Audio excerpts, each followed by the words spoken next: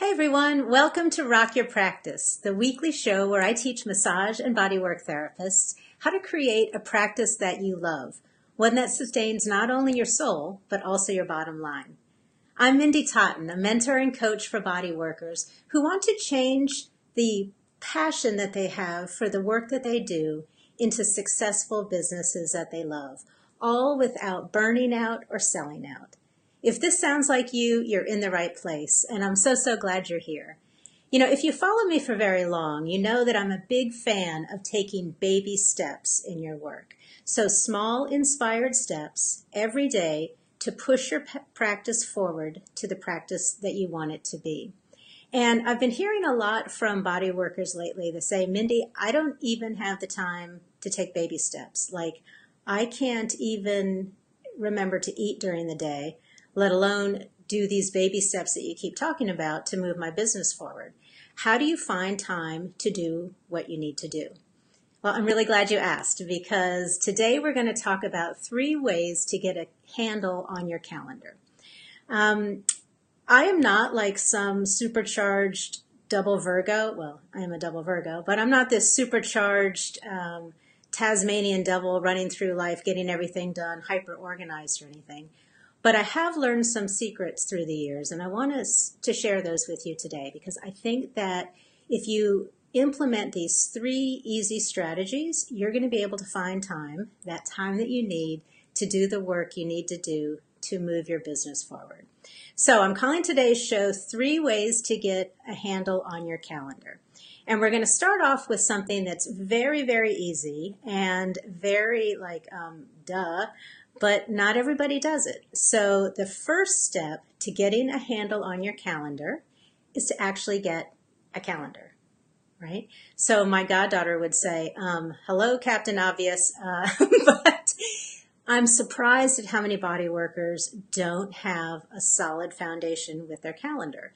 So the mistake that I see people make is that they either don't have one at all because they just think they can keep everything in their head, which I'm here to tell you right now is patently impossible. So don't think that you can do that. You need some kind of system. But the other mistake that I see body workers making is that you have more than one calendar, right? So you have an online scheduler that people can come and they book their own appointments on your website or through another scheduler. You've got maybe your phone where you keep your own calendar, and then you've got a paper calendar, an appointment book that you use when people come in. Don't do this. Narrow it down. Please narrow it down to one system that works for you. Because if you have multiple systems, what you end up doing is repeating and having to duplicate all of your work. So the whole idea behind having a calendar is making things simpler, simplifying what you have to do every day.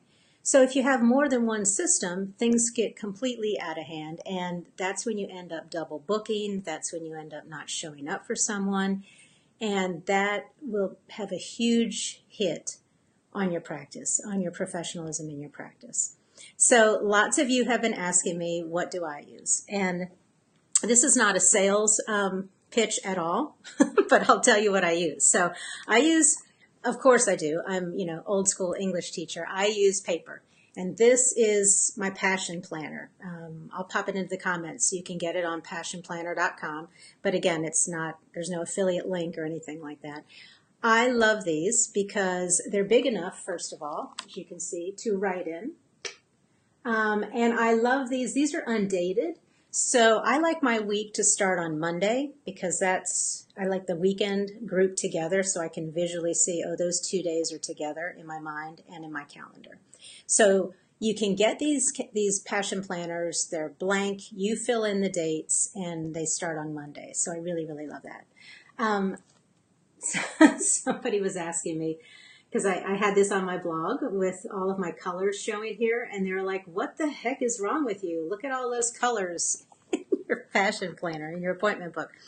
So let me tell you about the colors there. So back when I was an English teacher in Singapore, I taught at United World College of Southeast Asia, and it's kind of a goofy story, but one year the head of the school wanted me to be the department head of the English department.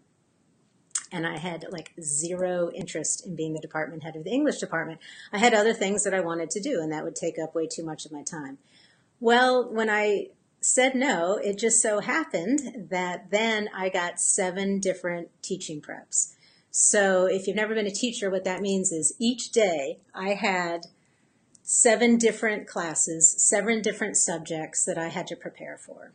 So I had, 6th grade English, 7th grade English, 6th grade history, 7th grade global concerns, on and on, every single day.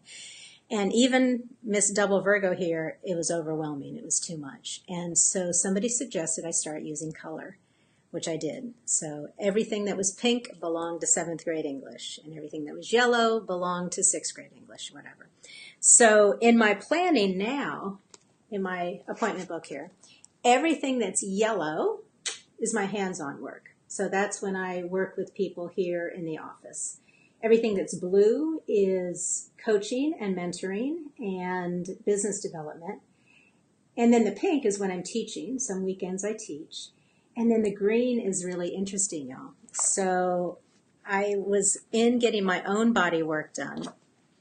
And the therapist said to me, I was telling her what was going on with me, what was happening. And the therapist said, Mindy, it sounds like you're burning out.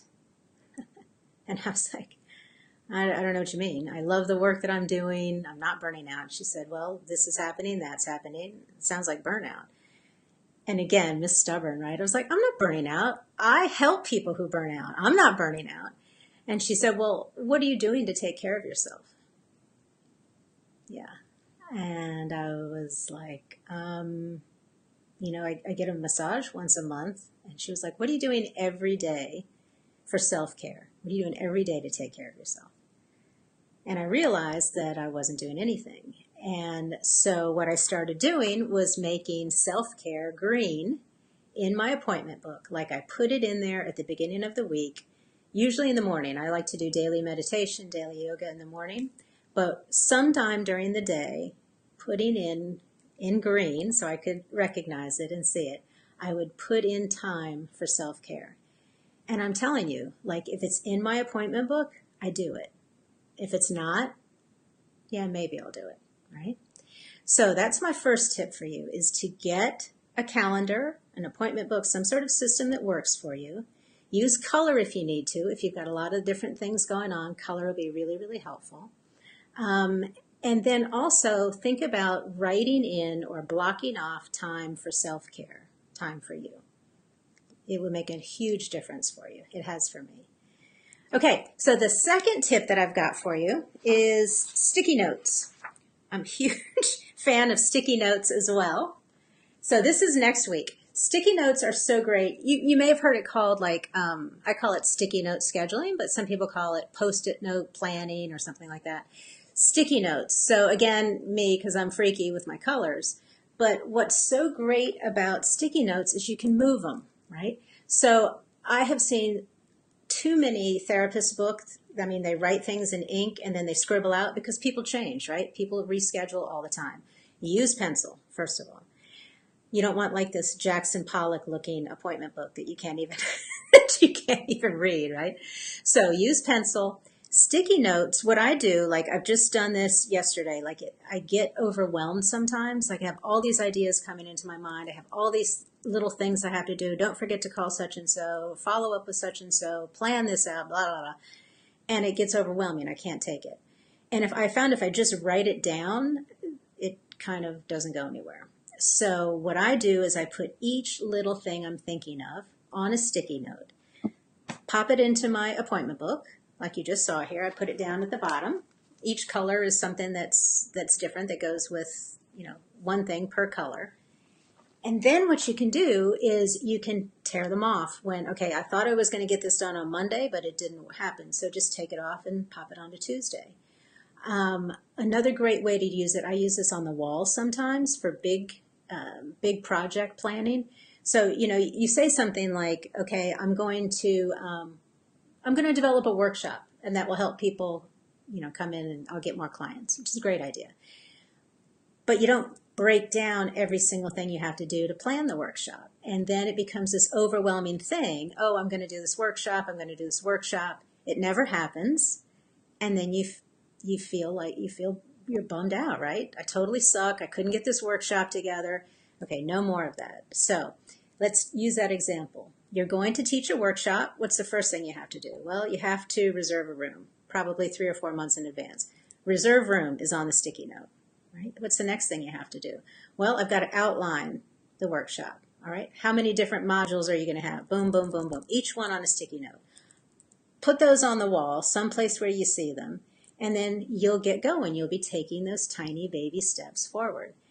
And a really nice benefit of the sticky note scheduling, I love doing this. Y'all are going to think, what is wrong with you, Mindy? I don't care. I love, once I've finished one of the tasks on the sticky note, ripping that sucker off of the wall. I'm just like, woo, I am like Olympic champion because I've finished something up that I wanted to do. So sticky note planning, you can do either in your appointment book or you can do it on a larger scale, like on a wall for a big project. Now, the third tip that I have for you for getting your calendar under control is called time chunking, or you may have seen it called time blocking. And that is really simple concept. You basically are grouping like things together in your appointment book. So it's much easier, for example, to return all the client calls at one time during the day than it is to finish up with a session, go return a call, try to get your mind into the call, then get your mind back to the table, into the work that you do, back and forth, back and forth. Just do all of your sessions in one chunk, return calls in one chunk, work on your business in one chunk, do self-care, like I was talking about earlier, in one chunk. So time chunking or time blocking allows you to really focus on the task at hand without being scattered and all over the place. And an additional advantage to that, again, is that you can block it off in your appointment book. So it's not just little scatters here and there and you're trying to remember everything in your mind. That doesn't work. So chunk the time out in your calendar once or twice a week to work on your business. So the 3 things that we have talked about today: get a system, right? Get a calendar that works for you, just one. Use sticky note scheduling, and chunk or block your time together. And once you've got a block of time to work on your business, what is it that you're going to do, right? So that's the number one question I get. How do I grow my business, Mindy? How do I create this big, successful bodywork business? So I've created a checklist for you that's called 100 Ways to Grow Your Bodywork Business, and it's a free checklist, a download that you can do. I'll pop the link into the comments so you can go over there and download it. But it's something I've created that is chock full of ideas to get you started and get you on your way. Because you do great work in the world, and you deserve to make a great living doing it. I'm Mindy Totten, signing off of this episode of Rock Your Practice. Until next time, have a great week and keep rocking it.